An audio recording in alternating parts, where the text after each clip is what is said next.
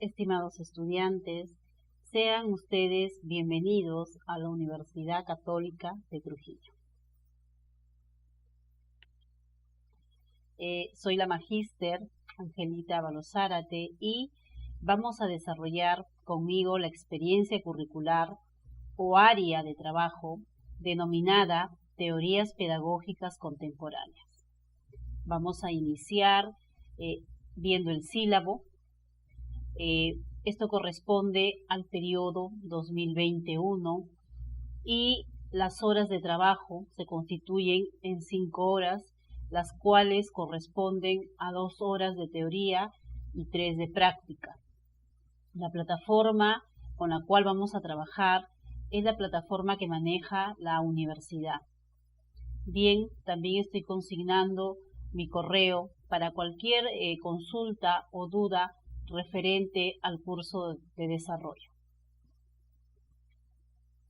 ¿Por qué es importante el desarrollo de esta experiencia curricular? ¿Cuál es la fundamentación?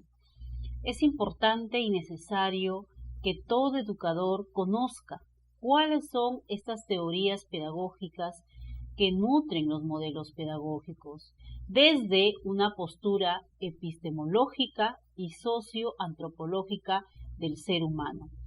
Este es un proceso en realidad de construcción pedagógica donde el estudiante universitario se inserta en la investigación cualitativa para poder conocer la pedagogía, pero no solamente la parte pedagógica, sino también la didáctica que todo docente debe conocer durante este proceso docente educativo. Bien, el sílabo se constituye de 2 unidades. En la primera unidad vamos a trabajar lo que es la pedagogía tradicional y la escuela nueva. Vamos a conocer ahí, por ejemplo, la definición, los orígenes, la metodología, los contenidos que se abordaban, cómo era la evaluación, los representantes que se constituían para cada tipo de pedagogía. Repito, estamos hablando de la pedagogía tradicional y de la escuela nueva. Eso es en cuanto a los contenidos de trabajo. Pero vamos a ver también la parte procedimental. La parte procedimental se va a centrar en analizar los modelos tanto de la pedagogía tradicional como la escuela nueva, a través de un organizador visual. Asimismo, también se va a elaborar un cuadro comparativo entre los modelos pedagógicos que estamos estudiando, es decir, pedagogía tradicional y escuela nueva. Asimismo, a través de algunas actividades que también están presentes en su material o módulo, van a responder de manera crítica, opinando acerca de la importancia de estos modelos y del desarrollo de la pedagogía contemporánea. El aspecto actitudinal se constituye en una parte importante del desarrollo de estos temas, ya que ustedes deben asumir esta responsabilidad en la participación de las actividades. Asimismo, asumir el compromiso para mejorar la calidad educativa. Los productos se centran en 2 actividades: en elaborar a través de la elaboración de un organizador visual y de un cuadro comparativo.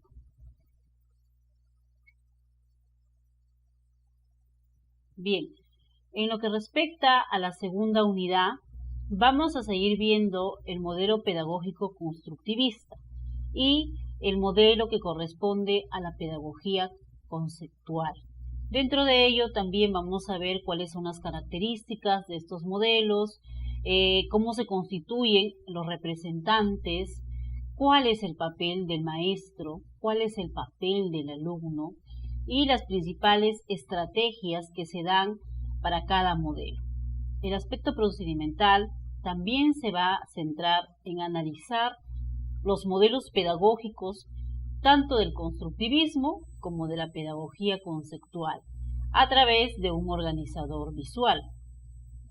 Asimismo, también se va a analizar la importancia de la aplicación de estos modelos en nuestro sistema educativo actual, dado en el campo nacional, claro está, ¿no? A nivel nacional.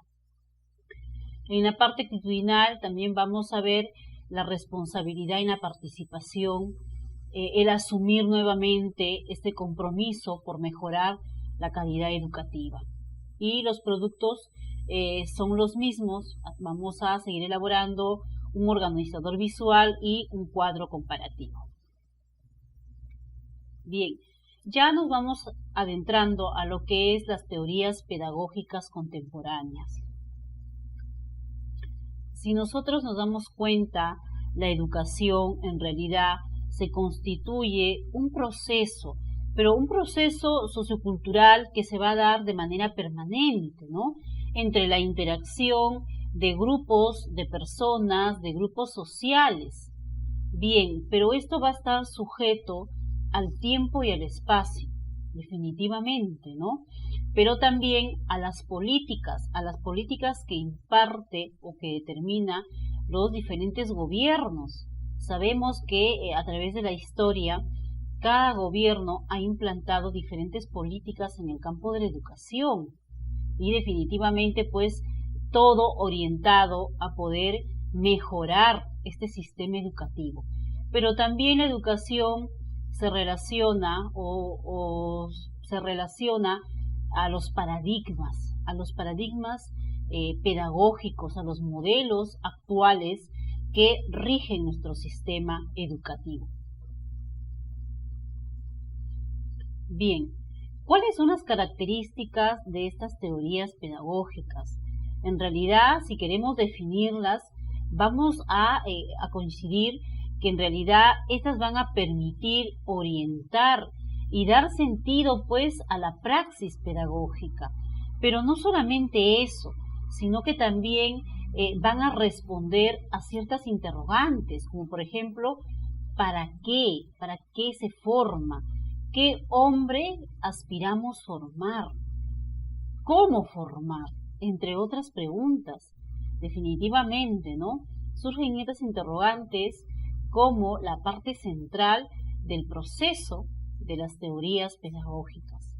Bien, asimismo, pues, otra característica en realidad se orienta a que estas teorías pedagógicas van a estar constituidas por valores, por creencias, que le van a permitir al maestro, desde su rol, interpretar, conceptualizar su experiencia, transformándola y de tal manera que pueda pues enriquecer su praxis pedagógica. Y esto pues en beneficio de los entes en los cuales se está formando, en este caso los estudiantes.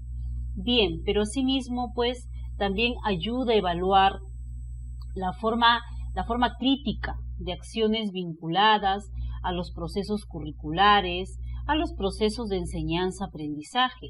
Cabe indicar que cuando hablamos de procesos de enseñanza van a estar centrados en el docente, pero cuando hablamos de procesos de aprendizaje, estos ya se van a centrar en el alumno, en el estudiante, como el eje principal del proceso educativo.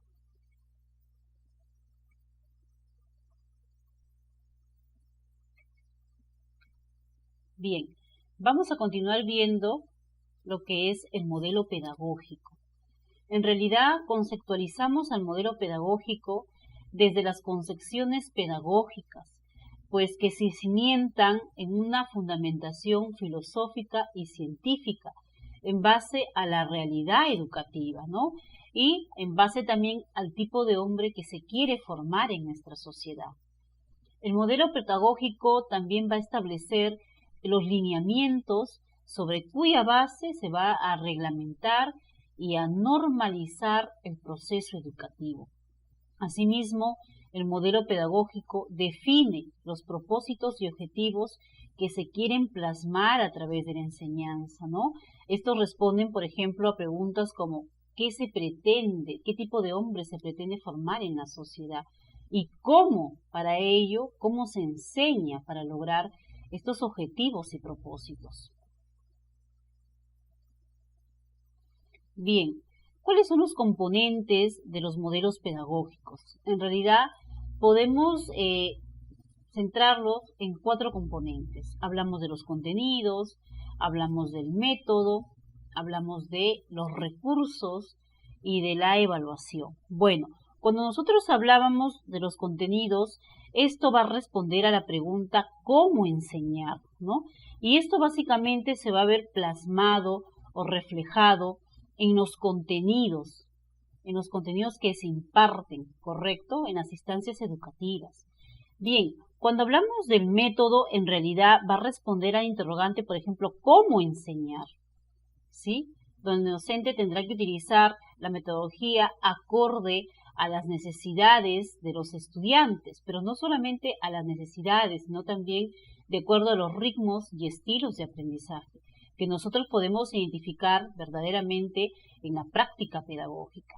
Bien, cuando hablamos de recursos, en realidad estos van a responder a preguntas como, por ejemplo, ¿con qué enseñar?, que es muy importante, ¿no? ¿Cuáles son los recursos que el docente cuenta desde la instancia o desde la escuela donde se encuentra? Vamos a poder diferenciar, por ejemplo, al docente que enseña o que se desarrolla en el ámbito rural, o al docente que se desarrolla en el ámbito pues urbano, que definitivamente difiere demasiado. Entonces, ¿qué recursos tiene este maestro para poder llegar a sus estudiantes? En realidad, el docente ahí se convierte pues en todo un artista, ¿no? En poder trabajar, en poder preparar estos recursos y materiales acorde a los contenidos que va a desarrollar en las diferentes sesiones de trabajo. Y tenemos el último componente, que es la evaluación. La evaluación también va a responder a interrogantes como, por ejemplo, ¿cómo evaluar? ¿Con qué evaluar? ¿En qué momento evaluar? Muy importante, ¿cierto? Sabemos que también la evaluación es diferenciada, en el sentido de que hoy en día evaluamos no la cantidad de contenidos, sino la calidad del contenido, ¿de acuerdo? Y esto se centra en base a las competencias, capacidades e indicadores. Bien, que están plasmados definitivamente dentro de nuestras programaciones anuales, dentro de nuestras unidades y por último dentro de las sesiones de aprendizaje.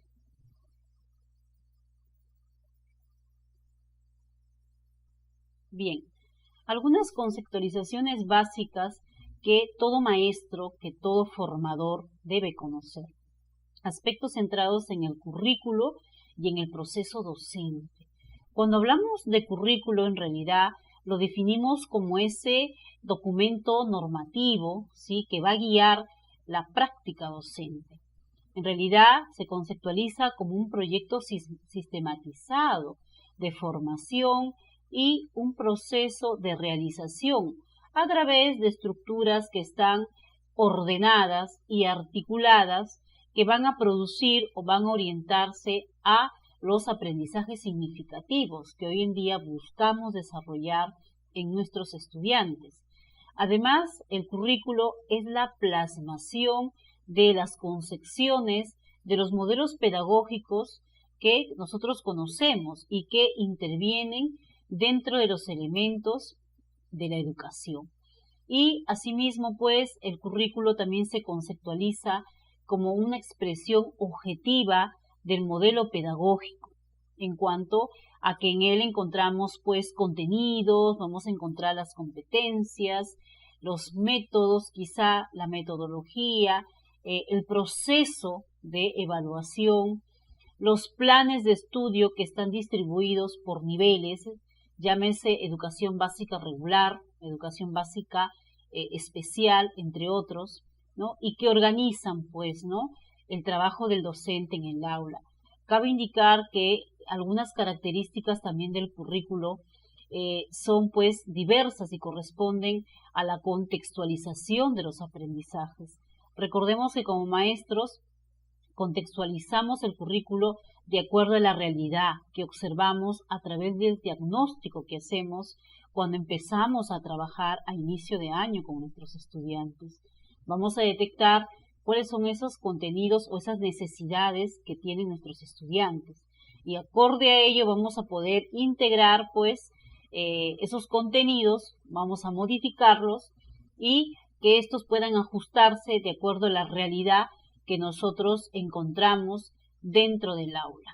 Bien, eso es en cuanto al currículo, pero cuando hablamos del proceso docente, en realidad lo definimos como las acciones metodológicas, que son organizadas, que son planificadas, que son intencionadas y que básicamente lo va a realizar el profesor en su sesión de clase. ¿Para qué? Para lograr aprendizajes significativos. Pero no solamente eso, también se centra pues en poder lograr la formación integral del estudiante, acorde al tipo de hombre que queremos formar en nuestra sociedad.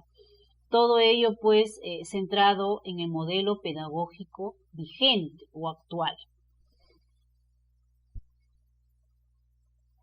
Bien, hablamos ya de las teorías pedagógicas contemporáneas. En realidad, de acuerdo a la definición que da Cerezo, pues existen estas denominaciones o clasificaciones. Se clasifican las teorías pedagógicas en una pedagogía tradicional, en una escuela nueva, en el enfoque cognitivo, en el enfoque constructivista y por último en la teoría sociohistórica, que definitivamente a lo largo de las sesiones y de las unidades vamos a ir desarrollando.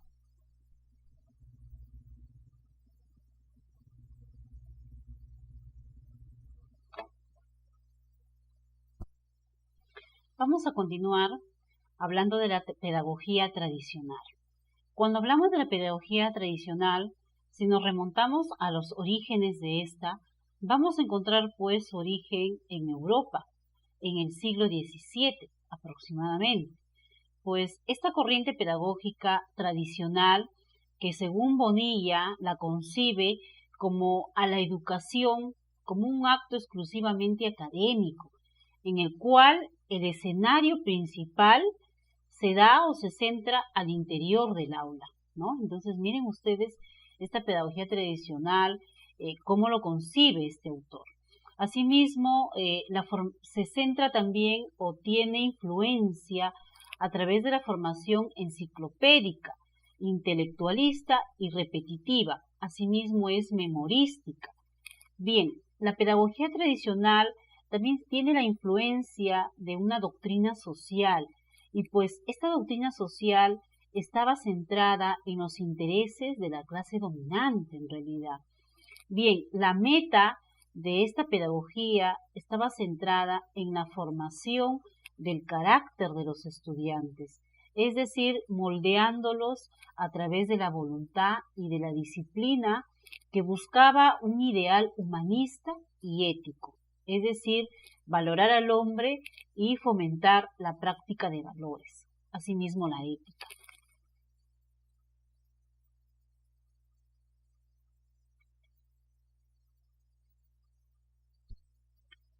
Bien, algunos conocimientos básicos de la pedagogía tradicional. Repito, si nos remontamos a la historia, vamos a encontrar pues inicios, cimientos de esta pedagogía en la Edad Media, que se fue desarrollando y extendiendo hacia la Edad Moderna, hacia la etapa del Renacimiento, hacia la etapa republicana y pues en el siglo XVIII hasta el siglo XIX. Miren ustedes el tiempo que abarcó el desarrollo de esta pedagogía tradicional. Bien, hay algunos conceptos básicos que debemos conocer. Por ejemplo, ¿cómo se daba el aprendizaje? El aprendizaje en realidad se daba a través de la asimilación y se mostraba como un acto memorístico y repetitivo, donde el aprendizaje era pasivo en realidad. Pasivo en el sentido que no se orientaba a desarrollar las capacidades del estudiante. Ahí el eje principal era el maestro y todo se centraba en base a lo que él transmitía. Bien, el proceso de enseñanza-aprendizaje se constituía en una disociación entre la creación y la investigación, es decir, que no se impulsaba, no se fomentaba ni la investigación ni la creación del estudiante. El maestro, como ya lo dije, era el protagonista de la enseñanza y simplemente se constituía en un transmisor de conocimientos. Bien, la metodología que se utilizaba en aquel momento estaba centrada en la expresión verbalista, es decir, que no propiciaba el desarrollo de las habilidades sociales. Los alumnos eran simples receptores de la información y aprendían a través de la imitación. Predominaba indudablemente el autoritarismo inflexible y severo, donde la voz del maestro o la palabra del maestro era lo que se tenía que cumplir, ¿no? Y lo que decía el maestro definitivamente era la verdad. Bien, la evaluación. La evaluación se daba pues a través de la aprobación según el logro de objetivos. Se orientaba en realidad a lo que sabe y no lo que hace.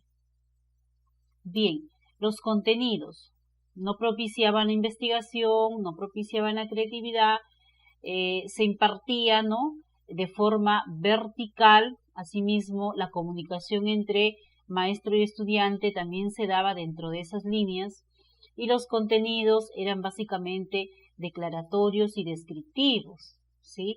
No había pues los procesos que hoy conocemos, donde el maestro desarrolla, por ejemplo, la motivación, desarrolla el conflicto cognitivo, ¿sí?, el descubrimiento del tema, en fin, todos los procesos que hoy en día nosotros aplicamos en nuestras sesiones. Esto definitivamente no se daba. Bien, continuemos.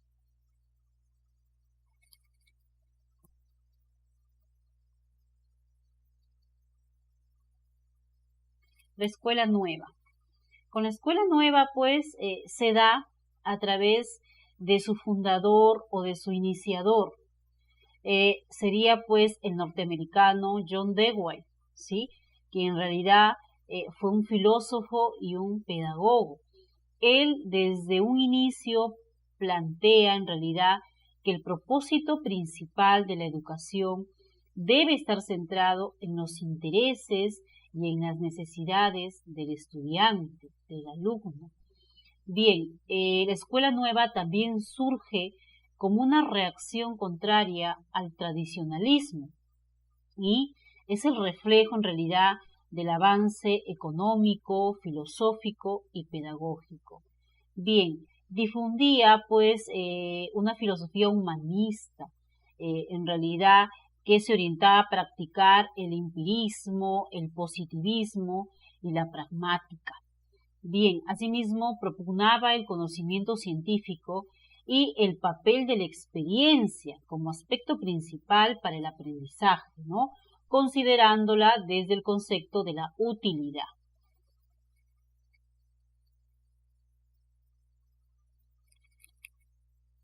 Algunos representantes, aparte del que ya mencioné, también podemos considerar dentro de la escuela nueva a Montessori, al mismo Jean Piaget, ¿cierto? Y pues esta abarcaría desde el siglo XIX hasta el siglo actual, hasta el siglo XX. La escuela nueva surge bajo el lema "aprende haciendo". Bien, las concepciones que se dan en este tipo de escuela nueva, llamada también escuela activa, la enseñanza, por ejemplo, se da acorde a la edad biológica, ¿no?, a la edad pues psicológica y mental del niño. Aprendo o enseño, de acuerdo a la edad cronológica, de acuerdo a las características psicológicas y biológicas del estudiante. Definitivamente, un cuento que se constituye en 10 líneas, en 20 líneas, y que tiene que estar rodeado, por ejemplo, de muchas imágenes, no puede ser el mismo que yo vaya a trabajar con un estudiante de educación secundaria. Entonces, es un poco para ejemplificar, ¿cierto? Entonces, ahí pues se coincide este aspecto importante de la enseñanza. También considera al aprendizaje de acuerdo a los intereses y necesidades del estudiante. La educación acá se constituye como una carrera de servicio. ¿Por qué? Porque es el servicio que se da a la sociedad. Bien, se fomenta mucho lo que es la iniciativa, la creatividad, la imaginación como una fuente principal para la obtención de los aprendizajes. La metodología que el docente utiliza en realidad es una metodología activa, donde el cual el maestro se constituye como un guía, como un orientador, un facilitador. Y pues la metodología va a estar diferenciada en la parte del trabajo individual, pero también el trabajo en equipo, ¿sí? Y todo ello orientado a la socialización, a la interacción de los estudiantes. Se da el aprendizaje por descubrimiento. El estudiante aquí va a tener la plena libertad para poder actuar, para poder crear, para poder sentir, para poder opinar acerca de los diversos temas que el maestro pues les plantee en las diversas sesiones de trabajo. Los contenidos en realidad se orientan a la parte científica con el propósito de orientar al hombre en la sociedad. Los contenidos también se dan en función a las experiencias de la vida cotidiana, de la vida real, ¿sí? Todo pues dentro de una enseñanza globalizada y siempre buscando o centrándose en los intereses y necesidades del estudiante. La evaluación, otra parte importante dentro de la escuela nueva, se centra en una evaluación integral, una evaluación cualitativa, individualizada en el estudiante, donde pues al alumno se le evalúa por competencias. Recordemos que nosotros estamos trabajando actualmente el diseño o el currículo nacional, ¿cierto? Que fue o que entró en vigencia a partir del año 2017. Entonces ahí pues se establece el trabajo y la evaluación por competencias, dados en las diferentes áreas curriculares. El aprendizaje aquí es progresivo y se centra en los procesos de aprendizaje. Como ya lo mencioné al inicio, los procesos de enseñanza se centran en el maestro y los procesos de aprendizaje se van a centrar en el estudiante. Bien, algunos aportes del creador de esta escuela nueva, de esta escuela activa. John Dewey, ¿cierto? Bien, él en realidad define los propósitos de la educación y el rol que desempeña la escuela en relación al proceso de socialización que debe tener el estudiante. Él manifiesta a sí mismo cuando habla del niño.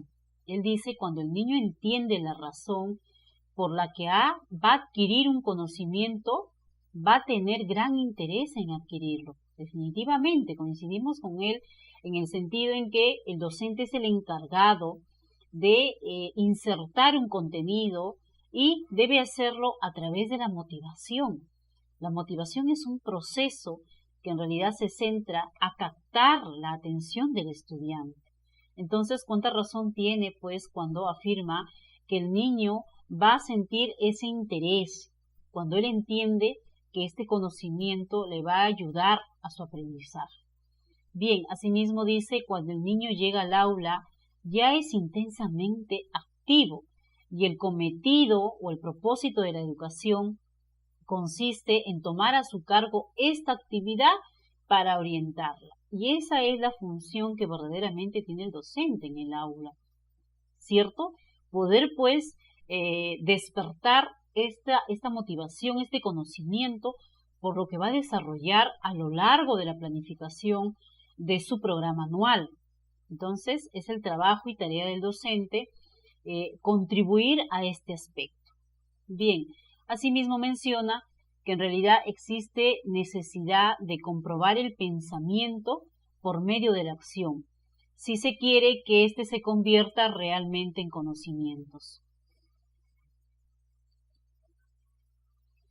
Bien, vamos a terminar con esta parte de la enseñanza-aprendizaje, que al inicio pues lo vimos y manifestamos nuevamente que la enseñanza-aprendizaje se relaciona con el espacio, con el tiempo, con las políticas establecidas y con los modelos pedagógicos. Bien, enseñanza y aprendizaje. Cuando hablamos de la enseñanza, pues hablamos del proceso centrado en el maestro. Bien, donde el cual forma y dirige un aprendizaje del educando, orientado al educando, de manera consciente y de manera intencional. Algunas características de la enseñanza se van a centrar en la planificación, pero no solamente en la planificación, sino también en la organización y en la metodología que el docente va a seleccionar de acuerdo al trabajo que va a realizar en el aula. La función del profesor va a ser la guía, va a ser el orientador, el facilitador. Bien, en realidad el maestro también se constituye, ¿no?, en un nuevo tipo de hombre, ¿sí?, en una persona participativa, democrática, creador y transformador, que contribuye a este proceso de aprendizaje que se da o se centra en el educando. El aprendizaje ya se constituye mediante la construcción de conocimientos y la adquisición de habilidades a través, por ejemplo, de la práctica de valores, del desarrollo de la crítica, del desarrollo de la creatividad, de la reflexión, entre otros procesos. El espacio donde se va a desarrollar la educación generalmente se da en los espacios educativos, pero eso no excluye que la educación se dé en otros ambientes. Recordemos que la educación o el aprendizaje en este sentido es un proceso constante, ¿sí?, que se da, por ejemplo, en situaciones cotidianas reales. Puede darse en el grupo de amigos, puede darse en el ambiente del hogar y otros espacios. Bien, las relaciones. ¿Cómo son las relaciones entre maestro y alumno? En realidad hay relaciones empáticas, relaciones horizontales, donde hay la apertura para ese diálogo abierto, para ese diálogo crítico, ¿sí? Todo pues en aras del respeto, también en el marco del respeto que siempre debe existir entre maestro y estudiante.